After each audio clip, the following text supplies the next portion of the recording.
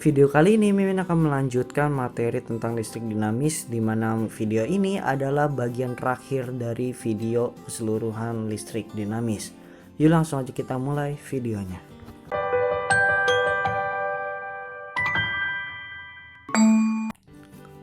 Kita masuk ke hukum 1 Kirchhoff. Jadi hukum 1 Kirchhoff ini mengatakan kalau jumlah kuat arus listrik yang mengalir ke suatu titik percabangan sama dengan jumlah kuat arus yang keluar dari titik tersebut. Jadi dapat dituliskan kalau rumus I Kirchhoff itu adalah sumasi dari I masuk sama dengan sumasi dari I keluar. Jadi atau kita dapat katakan kalau jumlah I yang masuk ke titik cabang sama dengan jumlah I yang keluar dari titik cabang. Jadi untuk tanda positif yaitu jika arus listriknya itu menuju ke titik cabang, dan bernilai negatif jika arus listriknya itu meninggalkan titik cabang yang sama. Jadi contohnya itu seperti ini. Jadi I1 ditambah I2 ditambah I3 itu akan setara seperti I4 ditambah I5 ditambah I6.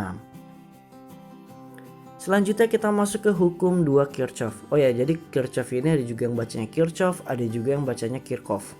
Jadi terserah. Bunyi dua hukum Kirchhoff ini yaitu jumlah aljabar gaya gerak listrik atau GGL dan beda potensial pada rangkaian listrik tertentu atau loop sama dengan 0. Jadi dilambangkan sebagai sumasi dari GGL ditambah sumasi dari I dikali R sama dengan 0. Nah ini sebenarnya kayak rumus singkatnya aja, tapi nanti dalam penerapannya itu nggak seperti ini. Jadi di hukum 2 Kirchhoff ini benar-benar menggunakan konsep ya, bukan cuma rumus biasa doang. Nah jadi di dalam hukum 2 Kirchhoff ini ada ketentuan yang harus kalian tahu. Jadi GGL akan bernilai positif jika suatu tegangan melewati kutub positif dulu. Jadi contohnya kayak di yang bawah ini. Ya. Dia akan masuk ke negatif. Oh, ini kebalik nih, ini harusnya negatif. Oh ya, jadi sebenarnya di sini itu ketentuannya itu ada banyak sama seperti torsi, tapi Mimin kasih yang menurut Mimin ini lebih paling gampang ya. Jadi kalau kalian lihat di sini kan harus ngalir nih. Misalnya arusnya itu ngalir ke sini. Kan dia terkena kutub negatifnya dulu kan. Makanya nanti dia E-nya itu bernilai negatif. Sedangkan yang ini dia akan terkena positifnya dulu. Sehingga ini akan bernilai positif. Seperti itu ya.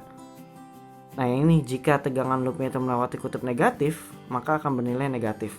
Nah untuk yang I, jika arah loop searah dengan arah arus listrik, maka akan bernilai positif. Jadi kalau loopnya itu ke kanan dan I-nya juga sama-sama ke kanan, maka I-nya itu positif. Dan kalau I-nya negatif itu jika loopnya itu berlawanan dengan arah arus listrik. Jadi loopnya itu ke kanan, dia malah ke kiri, kayak gitu. Nah contoh gambar itu seperti ini. Untuk penentuan loopnya ini kalian bebas mau arahnya itu kemana, selama yang ketentuan ini tuh kalian gunakan tuh secara konsisten untuk dari awal sampai jawaban akhirnya. Contohnya misalnya kan loopnya ini arahnya kayak gini, berarti kan dia kesini kan loopnya, dia kena negatif dulu, makanya nanti E1 nya itu bernilai negatif, dan I nya karena searah nanti I nya itu bernilai positif. Seperti itu aja. Untuk lebih mudahnya ini, untuk soal yang hukum 2 Kirchhoff, Mimin kasih contoh soalnya nih. Jadi gambarnya itu seperti inilah ya.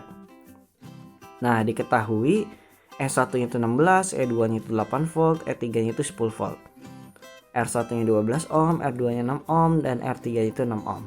Tentukanlah kuat arus listrik I1, I2, dan I3. Jadi di hukum Kirchhoff ini biasanya itu soal yang ditanya itu I1, I2, I3 nya. Ya udah kita tulis dulu diketahuinya kayak biasa. Oke. Yang ditanya I1, I2 dan I3. Seperti yang tadi Mimin bilang, pertama kalian harus tentukan dulu arah loopnya.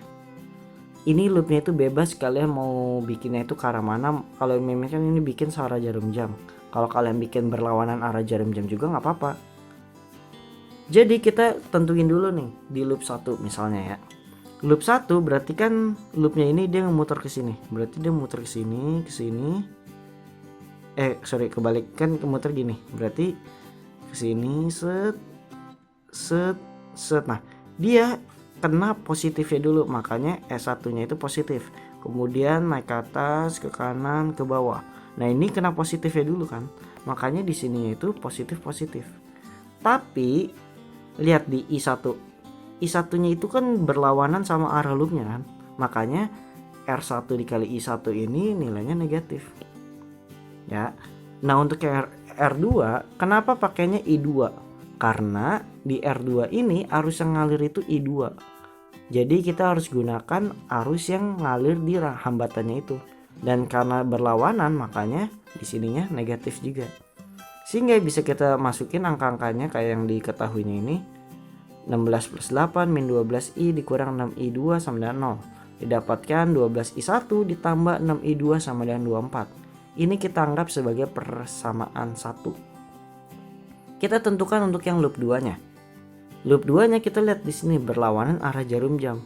Berarti kalau kita putar ke sini, set keputar lah. Di sini kena positif dulu, makanya E3-nya positif.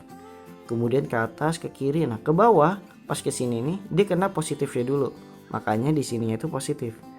Karena di di I2 ini berlawanan arahnya itu dengan arah loop, makanya I2-nya itu bernilai negatif. Tapi kalau di I3 ini kan berlawanan arah nih. Dia ngalirnya gini. Ya kan? Oke, berarti ke sini. Arah loop sama arah I-nya ini searah, makanya positif. Masukin deh angkanya. 10 plus 8 min 6i2 ditambah 6i3. Didapatkan 6i2 minus 6i3 sama dengan 18. Nah, setelah dapat persamaan 1 sama persamaan 2, kita tentukan dulu titik cabangnya itu dengan menggunakan hukum 1 Kirchhoff. Jadi di hukum 2 Kirchhoff pasti berlaku hukum 1 Kirchhoff. Kalau kalian lihat di sini, yang masuk ke cabang itu adalah I2 sama I3 kan. Yang masuk ke cabang, dan yang keluar cabang itu adalah I1-nya. Makanya rumusnya jadi I2 plus I3 sama dengan I1. Kalau udah, kita substitusikan aja dari persamaan 3 ini ke persamaan 1. Kan di sini ada I1 nih. I1-nya masukin aja jadinya 12I2 plus I3 plus 6I2 sama dengan 24. Didapatkan sekian. Nah, kalau udah dapat 12I2 plus 12I3 plus 6I2, ya udah kita sederhanain lagi jadinya I2 sama I2-nya kan digabung. 18I2 plus 12I3 sama dengan 24. Kalau kalian lihat di sini I2, I3. Di sini I2 sama I3 udah sama kan? Makanya bisa kita eliminasi. Kita kalikan 2, yang bawahnya dikalikan 1. Ini kayak eliminasi biasa, kalian pasti bisa ya. Masukin, dijumlahkan, maka didapatkan 30I2 sama dengan 60. Maka I2-nya didapatkan 2 ampere ya. Kalau I2-nya udah dapat 2 ampere, kita masukin nih ke persamaan ini, terserah mau atas atau bawah.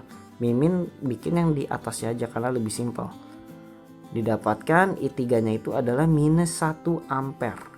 Oke. Minus 1 ampere itu artinya I yang mengalir itu berlawanan dengan yang kita tentukan di awal. Jadi kalau dicontoh di sini kan I-nya ke kiri. Tapi karena hasilnya negatif, itu artinya aslinya itu I3-nya itu ke kanan. Paham?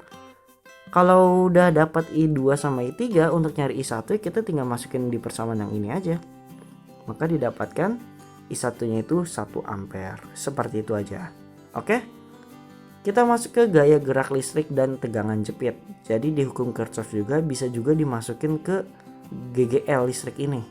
Jadi sangat beraneka ragam.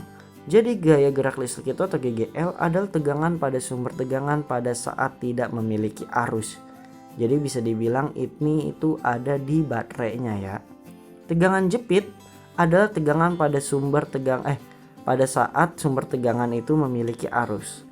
Jadi kalau GGL listrik itu pada baterainya, kalau tegangan jepit itu ya pada resistornya itu. Kurang lebih seperti itu. Nah, untuk mencari tegangan jepit ini kita bisa masukkan ke rumus GGL dikurang I kali R. I kali R ini adalah kuat arus dikali R itu hambatan dalam, yaitu yang ada di baterainya ya. Atau kita bisa tuliskan juga V sama dengan GGL per 1 plus R plus R. Atau I sama dengan GGL per R plus R. Kenapa ini dijumlahkan? Karena bentuknya itu seperti seri, di rangkaian seri. Tapi kita gabungin itu pakai hambatan baterainya. Jangan bingung ya. Selain hambatan resistor yang kita pelajari di part 2, elemen GGL juga ada rangkaiannya juga. Jadi kita bahas yang susunan serinya dulu ya. Jadi kalau ada susunan seri ini prinsipnya seperti resistor. Jadi tinggal dijumlahkan semua aja. Jadinya N dikali GGL-nya itu. Kalau hambatan totalnya sama kayak rangkaian seri, kita jumlahkan N dikali R. Bedanya kan kalau yang resistor itu kan pakainya R gede, kalau ini pakainya GGL sama R kecil, hambatan dalamnya. Sehingga bisa kita tuliskan itu kan I sama dengan V per R kan aslinya. I sama dengan V per R. Tapi V-nya ini kita pakai adalah GGL-nya, yaitu S-nya yang serinya. Per R-nya ini kita gunakan R total. Artinya kita hitung di yang ada di dalam baterainya juga. Makanya rumusnya R plus N dikali R. Jadi soalnya itu seperti ini. Biasanya nilai E1, E2, E3, En ini itu selalu sama. Makanya kita bisa langsung jumlahkan aja atau dikali N dikali E. Kalau ada 5 ya berarti 5 dikali E-nya ini. Selanjutnya kita bahas ke susunan paralelnya. Kalau susunan paralelnya itu mirip seperti di resistor paralel ya, yang di hambatan paralel. Kalau GGL di paralel itu ya nilainya itu selalu sama di setiap GGL baterainya itu. Sehingga bisa kita tuliskan kalau nilai hambatan dalam untuk paralel itu adalah R per N. Kalau N ada 3 tingkat, maka nilai hambatan dalam baterainya itu tinggal dibagi 3. Sehingga rumusnya tinggal masukin E GGL per R plus R per N. Ingat R itu hambatan dalam, kalau R itu hambatan resistornya. Ada lagi satu susunan campuran. Jadi untuk di GGL ini untuk rumus campuran dia ada rumusnya sendiri, berbeda sama yang di resistor. Kalau resistor kan kita otak-atik sendiri tuh. Kalau di GGL ini kita langsung masukin I sama dengan N dikali epsilon. N dikali GGL-nya itu per R plus N per M dikali R kecil. Jadi N ini adalah serinya, jumlah GGL serinya, yaitu yang ke samping. Paham? Kalau M itu adalah yang paralelnya, yaitu yang tingkatannya. Jadi kalian tinggal masukin aja, tinggal dihitung. Kalau di N itu ada 3 ya berarti N nya 3. Kalau tingkatnya itu cuma 2 ya berarti M nya nanti 2. Terus masukin deh seperti biasa. Untuk lebih jelasnya Mimin kasih contoh soal yang basicnya aja ya. Karena untuk yang variasinya itu ada banyak banget. Yang setidaknya kalian ngerti lah yang basic-basicnya dulu. Nah di soal itu dikatakan 3 buah baterai disusun secara paralel. Nah ini udah ada kata paralelnya. Masing-masing mempunyai GGL 2,7 volt dengan hambatan dalam 0,15 ohm. Jika rangkaian baterai itu digunakan untuk menyalakan lampu 1,5 ohm, hitunglah berapa arus yang mengalir. Jadi diketahuinya itu kan N itu ada 3, karena kan dikatakan 3 buah secara paralel.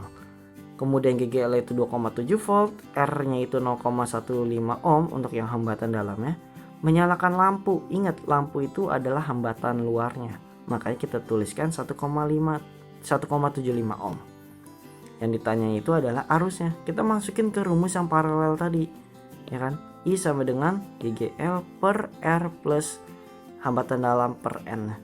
Nah ini tinggal masukin aja angkanya seperti biasa, 2,7 per 1,75 ditambah 0,15 per 3, sehingga didapatkan 2,7 per 1,8. Dan hasil akhirnya itu 1,5 ampere. Jadi kalau ditanya berapa arusnya mengalir ya udah 1,5 ampere. Seperti itu aja. Oke. Cukup sekian untuk penjelasan materi terakhir di bab listrik dinamis. Kalau ada pertanyaan terkait keseluruhan dari materi ini, bisa tanya di kolom komentar, DM Instagram, atau tanya di grup diskusi Fisikaku Fisika Yes. Oke, sampai berjumpa di pembahasan materi selanjutnya.